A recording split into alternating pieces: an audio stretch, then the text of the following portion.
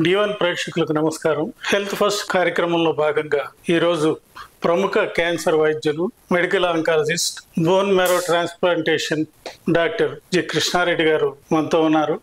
ఆయన ఎప్పుడు క్యాన్సర్లో అధునాతన చికిత్సా విధానాల గురించి తెలియజేస్తూ అందుబాటులోకి తీసుకొస్తూ ఉంటారు. ప్రముఖ వైద్యులు కృష్ణారెడ్డి గారు, నమస్కారం. నమస్కారం డాక్టర్ గారు. ఇటీవల కాలంలో కార్టీ సెల్ థెరపీ అనేది క్యాన్సర్ చికిత్సా విధానంలో వింటూ ఉన్నాం. అసలు కార్టీ సెల్ థెరపీ అంటే ఏమిటి, ఆ చికిత్సా విధానాన్ని గురించి పూర్తిగా వివరిస్తారా సార్? ఈ కార్టీ సెల్ థెరపీ అనేది ఇది ఒక నూతన చికిత్సా విధానం. ఇది మన శరీరంలోని వ్యాధి నిరోధక శక్తిని ప్రసాదించే కణాలని వాడుకొని వాటి ద్వారా క్యాన్సర్ నిర్మూలించే పద్ధతుల్లో ఇది ఒక పద్ధతి. మనం చాలా సింపుల్ గా చెప్పుకోవాలనుకుంటే, మన వ్యాధి నిరోధక శక్తి కణాలని మనం వాటికి ట్రైనింగ్ ఇచ్చి, క్యాన్సర్ కణాల మీద ఫైట్ చేయటానికి ట్రైనింగ్ ఇచ్చి వాటిని చంపేయటానికి చేసే పద్ధతి అన్నమాట. సో దీంట్లో ఏంటంటే, మన శరీరంలో మనకి ఇమ్యూనిటీ ఇచ్చే కణాలు చాలా కణాలు ఉంటాయి. వాటిలో బి కణాలు అని ఉంటాయి, తర్వాత టీ కణాలు ఉంటాయి, బి సెల్స్, టీ సెల్స్. ఈ బి సెల్స్ ముఖ్యంగా యాంటీబాడీస్ ని ఉత్పత్తి చేస్తూ ఉంటాయి. ఈ యాంటీబాడీస్ ఎప్పుడు కూడా ఏంటంటే, ఈ అబ్నార్మల్ సెల్స్, క్యాన్సర్ సెల్స్ అయినా కావచ్చు, లేకపోతే మనకి వైరస్, బ్యాక్టీరియా, ఫంగై ఏదైనా సరే, ఆ కణం మీద ఉన్న వాటిని యాంటీజెన్స్ ని గుర్తించి యాంటీబాడీస్ వాటిని చంపేయడానికి ప్రయత్నం చేస్తూ ఉంటాయి. ఇది యాంటీబాడీస్ చేసే పని. ఇది ఇమ్మీడియట్ గా మనకి ఇమ్మీడియట్ ఇమ్యూన్ రెస్పాన్స్ అన్నమాట. మన బాడీలోకి ఏదన్నా ఎంటర్ అవగానే ఇమ్మీడియట్ గా జరిగే ప్రక్రియ. సో ఈ టీ సెల్స్ అనేవి ఏమవుతాయి అంటే, నెక్స్ట్ స్టెప్ లో ఎప్పుడైతే ఈ ఇన్వేడర్స్, మనకి ఫారిన్ సెల్స్ ఎప్పుడైతే మన శరీరంలోకి వచ్చాయో, లేకపోతే ఈ క్యాన్సర్ సెల్స్ మన అబ్నార్మల్ సెల్స్ కాబట్టి నార్మల్ సెల్స్ కావాలి, వాటిని గుర్తించి నెక్స్ట్ లెవెల్లో అవి యాక్టివేట్ అయ్యి వాటిని నిర్మూలించడానికి చూస్తూ ఉంటుంది. సో ఈ కార్టీ సెల్ థెరపీలో ఏమవుతుందంటే, ఈ రెండింటిని కంబైన్ చేసి ఒకే సెల్లోకి మనం ఇంట్రడ్యూస్ చేయడం జరుగుతూ ఉంటుంది. కార్ అంటే ఏంటి, సిఏఆర్ అంటే chimeric receptor, chimeric antigen receptor, chimeric antigen receptor, దాన్ని కార్ అంటాం. అది T cell, CAR T cells అంటాం. సో ఇది మన ఇమ్యూన్ సెల్స్ ని మనం మాడిఫై చేసి, జెనెటిక్ గా మాడిఫై చేసి, క్యాన్సర్ కణాలను గుర్తించే విధంగా చేసి వాటిని చంపటానికి చేసే ఒక చికిత్సా పద్ధతి. డాక్టర్ కృష్ణారెడ్డి గారు, ఈ కార్టీ సెల్స్ చికిత్సా విధానం ఎలా ఉంటుంది, ఈ కార్టీ సెల్స్ ని ఎలా తయారు చేస్తారో పూర్తిగా వివరిస్తారా సార్? మనం ఇంతకు ముందు అనుకున్నట్టుగా, ముందుగా ఏంటంటే, మనం ఈ కార్ అనేది కైమెరిక్ యాంటీజెన్ రిసెప్టార్ అనేది మనం దానికి సంబంధించిన జీన్ ఒకటి తయారు చేస్తారు. ఈ జీన్ లో ఏమేమి ఉంటాయి అంటే, ఒకటి యాంటీజెన్ బైండింగ్ సైట్ అని ఉంటుంది. అది మన యాంటీబాడీస్ లో ఒక చివర మనకి ఈ యాంటీజెన్స్ ని గుర్తించే సైట్స్ ని యాంటీజెన్ బైండింగ్ సైట్స్ అంటాం. దానికి కోడైన జెనెటిక్ మెటీరియల్ ని, తర్వాత రిసెప్టార్స్ ని మనం కణం మీద అది యాంకర్ అవటానికి మెంబ్రెయిన్, సెల్ మెంబ్రెయిన్ అంటాం దాన్ని. దాని మీద ఉపరితలం మీద యాంకర్ అవటానికి ఒక ప్రోటీన్ అవసరం అవుతుంది, ట్రాన్స్ మెంబ్రెయిన్ ప్రోటీన్ అంటాం దాన్ని. దానికి సంబంధించిన జీన్ ని ఎక్స్ట్రాక్ట్ చేసి, తర్వాత ఈ రెండింటిని అటాచ్ చేసే జీన్స్ ని లింకర్ అంటాం దాన్ని. తర్వాత కణం బయట యాంటీజెన్ ని గుర్తించినప్పుడు లోపల కొన్ని మనకి మార్పులు జరిగి స్టిమ్యులేషన్ జరగాల్సి ఉంటుంది, సెల్ స్టిమ్యులేషన్. దానికి సంబంధించిన స్టిమ్యులేటరీ ప్రోటీన్స్ కొన్ని ఉంటాయి. వాటిలో జీటా ప్రోటీన్ అని, తర్వాత కోస్టిమ్యులేటరీ సిగ్నల్స్ అని కొన్ని ప్రోటీన్స్ అవసరం అవుతాయి. వాటిలో ముఖ్యంగా CD28 అని, 4-1BB అనే సిగ్నల్స్ ఉండే ప్రోటీన్స్ ఎన్కోడ్ అయ్యేదాన్ని. వీటికి సంబంధించిన జెనెటిక్ మెటీరియల్ అన్నిటినీ తయారు చేయడం జరుగుతుంది. ఈ తయారు చేసిన జెనెటిక్ మెటీరియల్ ఏం చేస్తారంటే, లెంటి వైరస్ అనే దాంట్లోకి ఇన్సర్ట్ చేయడం జరుగుతుంది. ఇది ల్యాబ్ లో జరిగే ప్రక్రియ. సో తర్వాత ఏంటి, మనకి ఏ పేషెంట్ కి ఈ ట్రీట్మెంట్ అవసరం అవుతుందో, కొన్ని పర్టికులర్ దానికి మన తర్వాత వస్తాం ఏ క్యాన్సర్స్ వాడతాం అనేది. ఒక పర్టికులర్ క్యాన్సర్ కి, ఉదాహరణకి తిరగబెట్టిన ALL అనే క్యాన్సర్ కి వాడుతున్నప్పుడు CD19 కి ఎగనెస్ట్ గా మనం ఈ కార్టీ సెల్స్ డెవలప్ చేయాలి. సో ఆ పేషెంట్ నుంచి ఏంటంటే ఫస్ట్ ఈ కణాలని సేకరించడం జరుగుతూ ఉంటుంది. ఈ తెల్ల రక్త కణాలను సేకరించి తెల్ల రక్త కణాల్లో CD4 సెల్స్ ఉంటాయి, CD8 సెల్స్ ఉంటాయి. మనకు ముఖ్యంగా కావాల్సిన CD8 సెల్స్, బట్ 2 సెల్స్ ఉంటాయి. ఈ 2 సెల్స్ మనకి సేకరించి వాటిని మనం ల్యాబ్లో యాంప్లిఫై చేయటం జరుగుతుంది. ఈ చేసిన సెల్స్ లోకి ఈ లెంటివైరస్ లో మనకి ఈ కైమెరిక్ యాంటీజెన్ రిసెప్టార్ కి కావాల్సిన జెనెటిక్ పదార్థం ఆల్రెడీ నిక్షిప్తమై ఉంది ఈ లెంటివైరస్ లో. ఈ లెంటివైరస్ ని ఎలా మాడిఫై చేస్తామంటే అవి మనల్ని ఇన్ఫెక్షన్స్ మన శరీరంలోకి వెళ్ళటం ద్వారా వాటి వల్ల మనకి ఇన్ఫెక్షన్ రాకుండా కూడా దాన్ని మాడిఫై చేస్తారు. అట్లానే ఈ యాంటీజెన్ ని గుర్తించే ఈ రిసెప్టార్ సంబంధించిన జెనెటిక్ మెటీరియల్ ని ఈ వైరస్ జీన్ లోకి ఇన్సర్ట్ చేయటం జరుగుతుంది. ఈ ఇన్సర్ట్ చేసిన లెంటివైరస్ ని మన ఏ టీ సెల్స్ ని మనం పేషెంట్ నుంచి సేకరించిన టీ సెల్స్ లోకి ఇంక్యుబేట్ చేసి దాంతో ఇన్ఫెక్ట్ చేయటం జరుగుద్ది.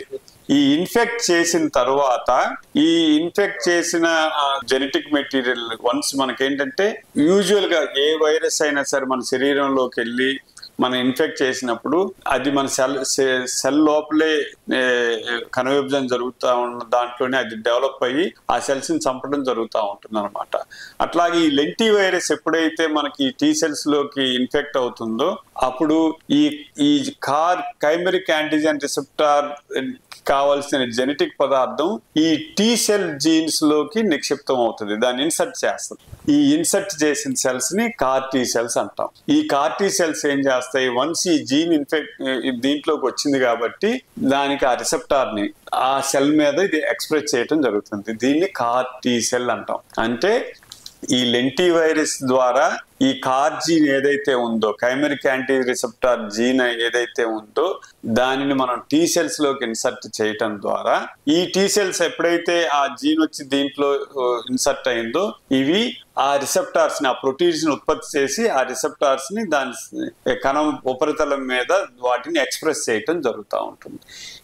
ఈ విధంగా తయారు చేసిన సెల్స్ ని మళ్ళీ మనం ల్యాబ్ లో పెంపొందిస్తాం, వాటి నంబర్ ని వాటిని కల్టివేట్ చేస్తాం.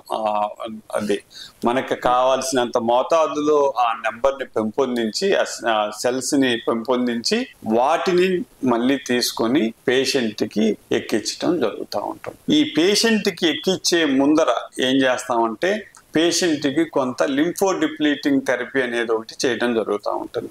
ఈ లింఫోడిప్లీటింగ్ థెరపీ చేయటం అనేది ముఖ్య ఉద్దేశం ఏంటంటే, ఒకటి ఈ కార్టీ సెల్స్ ద్వారా మనం చంపాల్సిన క్యాన్సర్ సెల్స్ సంఖ్య తగ్గించడం ఒకటి, రెండోది ఏంటంటే ఆల్రెడీ బాడీలో ఉన్న టీ సెల్స్ సంఖ్యను కూడా తగ్గించడం ఒకటి. సో ఈ ఆల్రెడీ మన శరీరంలో ఉన్న టీ సెల్స్ తగ్గించడం ద్వారా ఎప్పుడైతే మనం ఈ కార్టీ సెల్స్ పేషెంట్ లోకి ఎక్కిస్తామో అవి ఈ క్యాన్సర్ కణాల మీద ఎక్కువగా అటాక్ చేయడానికి అవకాశం కలుగుతుంది అనమాట.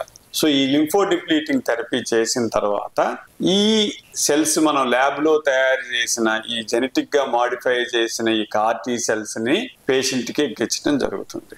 వన్స్ ఇది పేషెంట్ కి ఎక్కించిన తర్వాత మీకు గుర్తుంది కదా, మనం ఈ ఫస్ట్ లో ఈ రిలాప్స్డ్ ALL అనే పేషెంట్ లో మనం ఈ CD99 అంటే ఆ ALL క్యాన్సర్ కి CD99 కి అగనెస్ట్ గా మనం ఈ కార్ టీ సెల్స్ ని తయారు చేసాం. సో ఆ పేషెంట్ లో ఆల్రెడీ ఆ CD19 ఉన్న క్యాన్సర్ కణాలు ఉంటాయి. సో ఈ డెవలప్ అయిన చేసిన ఈ కార్ టీ సెల్స్ వెళ్ళి వాటిని ఆ కణాలన్నీ వెతుక్కొని ఏవైతే CD19 ఎక్స్ప్రెస్ చేస్తాయో వాటిని అతుక్కొని వాటిని చంపటంతో పాటు ఇవి కూడా వాటి నంబర్ ని పెంపొందించుకుంటాం. కార్ టీ సెల్స్ కూడా డివైడ్ అవుతా ఉంటాయి.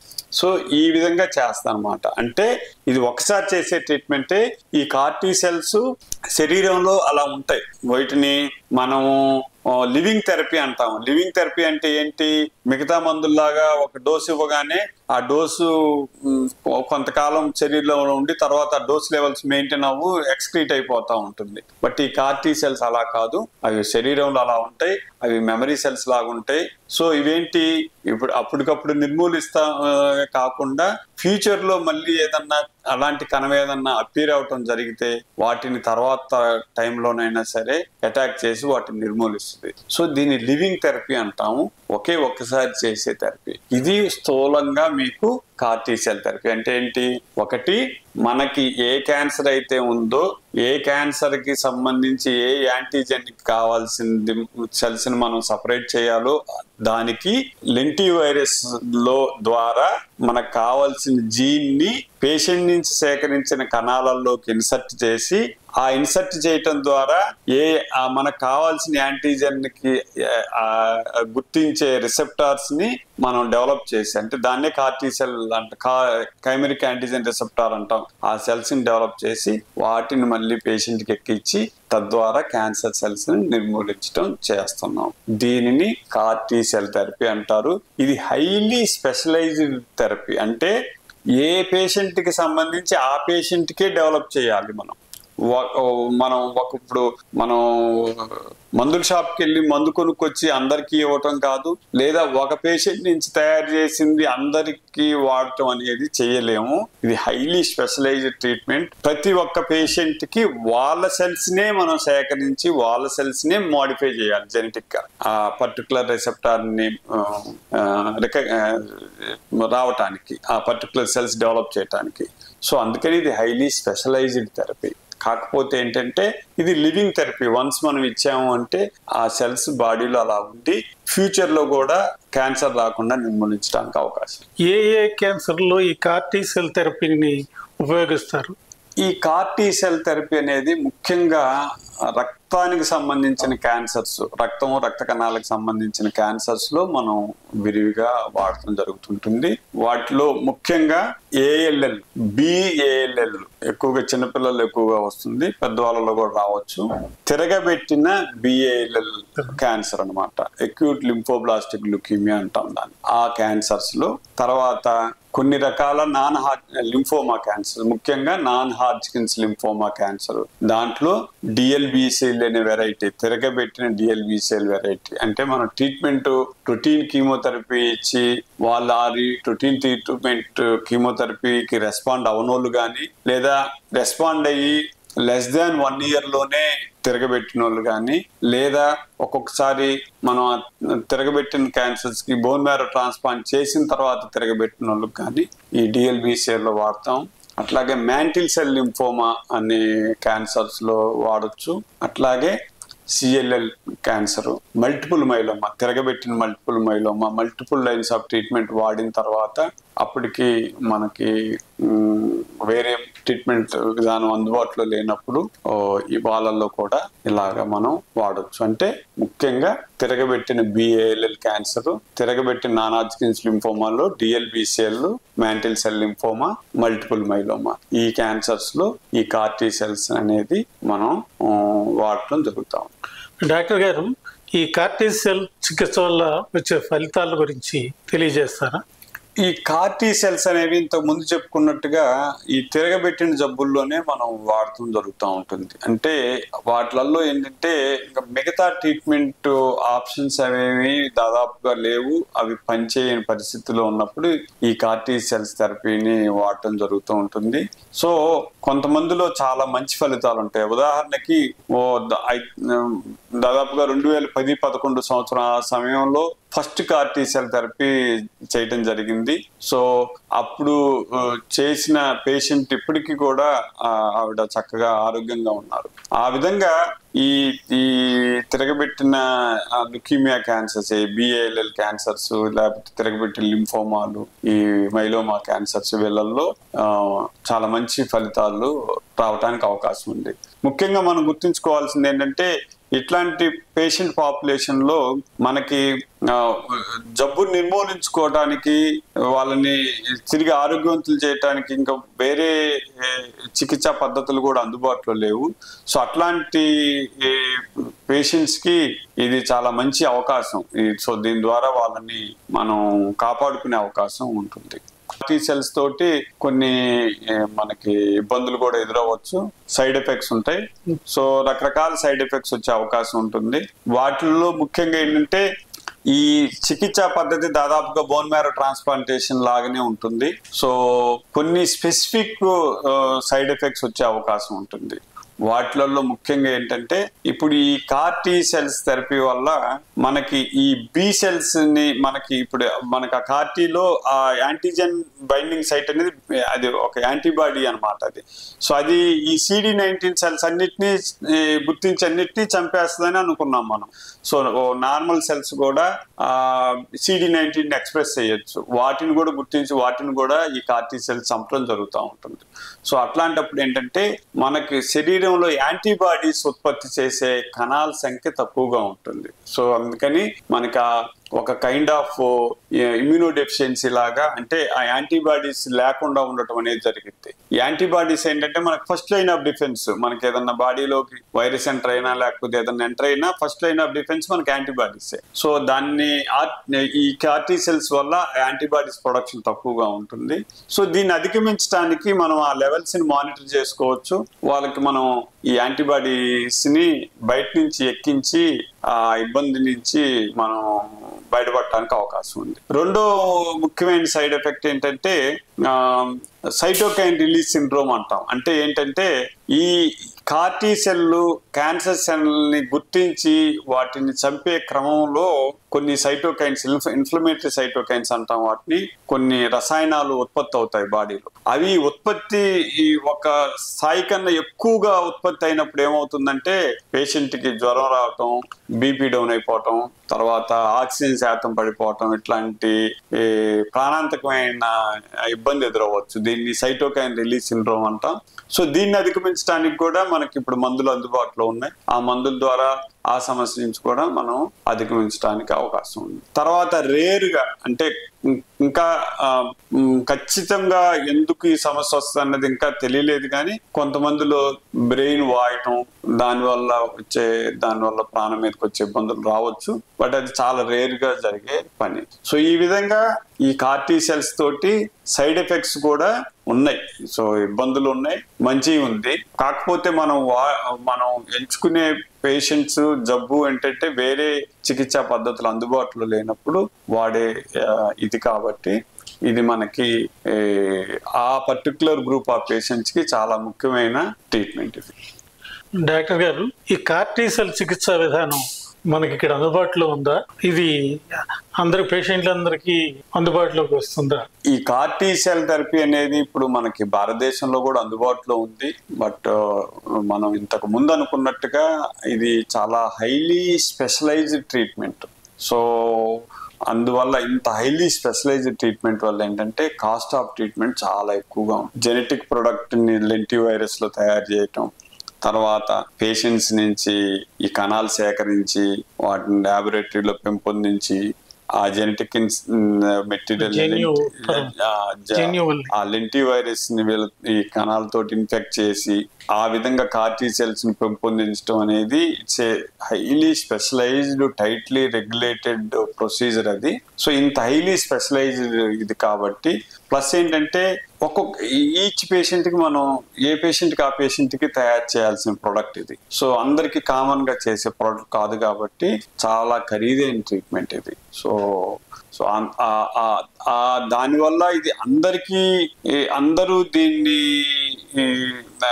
అందుబాటులోకి రాగలిగిద్దా అనేది మనం చెప్పలేము. బట్ చికిత్స అయితే భారతదేశంలో అందుబాటులో ఉంది, కానీ అందరి పేషెంట్స్ కి ఇది అందుబాటులో ఉంటుందా అన్నది కొంచెం ప్రశ్నార్థకరమైన విషయమే. ముందు ఈ పరిశోధనలు జరిగి ఈ విధంగా ఈ specialized, highly specialized treatment develop చేసే టెక్నాలజీ సులభతరం అయితే ఖర్చు తగ్గే అవకాశం ఉంటుంది. అట్లాంటి పరిస్థితి వచ్చినప్పుడు మటుకు అందరూ వాడుకునే అవకాశం దొరికిద్ది. భవిష్యత్తులో అలాంటి పరిశోధనలు వచ్చి ఇది అందరికి అందుబాటులో వచ్చే అవకాశం ఉంటుందని ఆశిద్దాం. క్యాన్సర్ చికిత్సలో అధునాతన విధానాల గురించి ప్రేక్షకులందరికీ తెలియజేశారు. ప్రముఖ వైద్యులు తమ విలువైన సమయాన్ని వెచ్చించారు. కృష్ణారెడ్డి గారు, మీకు ధన్యవాదాలు. నమస్కారం. ధన్యవాదాలు.